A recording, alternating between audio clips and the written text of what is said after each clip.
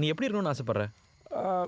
எனக்குன்னு ஒரு கௌரவமான வேலை, கை நிறைய சம்பளம், வீக்கெண்ட் ஆனால் பார்ட்டி, ஒரு அழகான பொண்டாட்டின்னு செட்டில் ஆகணும்டா.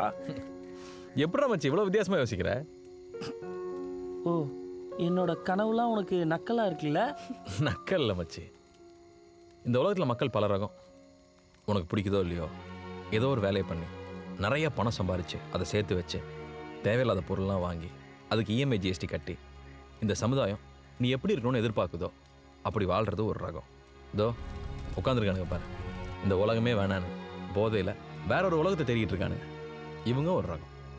நம்ம மனுஷனாக பிறந்ததை எக்ஸ்ப்ளோர் பண்ணுறதுக்கு தான் வச்சு இந்த காம்படிஷன், ப்ரெஷர், ஈகோன்னு சம்மந்தமே இல்லாமல் இந்த சமுதாயம் நம்ம மேலே திணிக்கிற விஷயத்தில் மாட்டிட்டு தவிக்கிறக்கில்ல.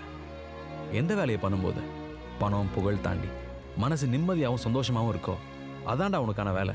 அதைத்தான் நீ தேடி போகணும். டேய், அப்படி ஒன்று என்கிட்ட இல்லவே இல்லைடா. எவன்டா சொன்னது?